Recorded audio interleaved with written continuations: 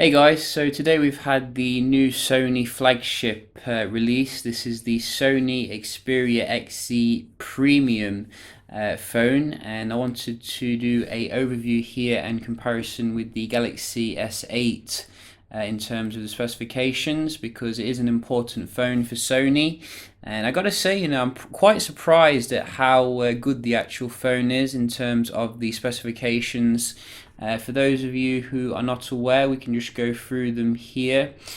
So we're getting a 4K HDR display, which is a world first actually. Obviously we had the 4K display with the Z5 Premium, but it wasn't HDR, so this one is coming with that technology for like better blacks and higher contrast levels. We're getting Gorilla Glass 5, which wraps all the way around the phone. We're also getting Lenovo technology in the battery side of things.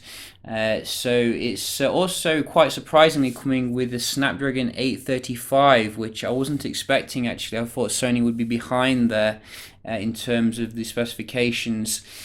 So very nice high-end flagship here. You're getting the latest Sony sensor as well. The IMX400 with a 19 megapixel camera. So very high-end, nice, fresh kind of phone here. That's what we want to see. Comparing with the Galaxy S8, you can see we both have Gorilla Glass 5. Obviously, Samsung is going with Super AMOLED technology.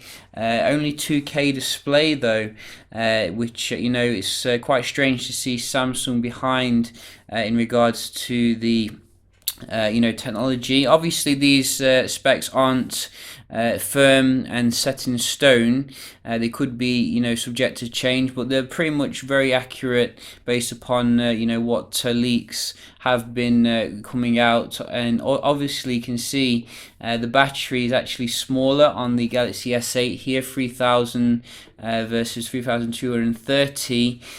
Getting the same amount of RAM. I would have liked to probably saw like 6 gigs of RAM for both of them, but the display size is a little bit bigger on the S8 according to this, 5.8 inches. Obviously you can get the Galaxy S8 Plus, which is I think 6.2 inches, which may be a little bit too big for some, but if you do want to go large, you can do that.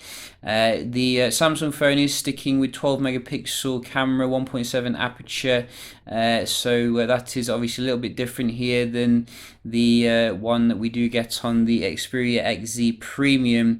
Xperia XZ Premium also supports like slow motion video recording and 720p at 960 frames per second. So that's I think another first here. So to me it looks like Sony's actually bringing a little bit more to the table this year, which is really kind of shocking to me, because Sony's usually pretty behind when it comes to the specifications. Everything else seems quite similar, in terms of waterproofing, in terms of the high-res audio support.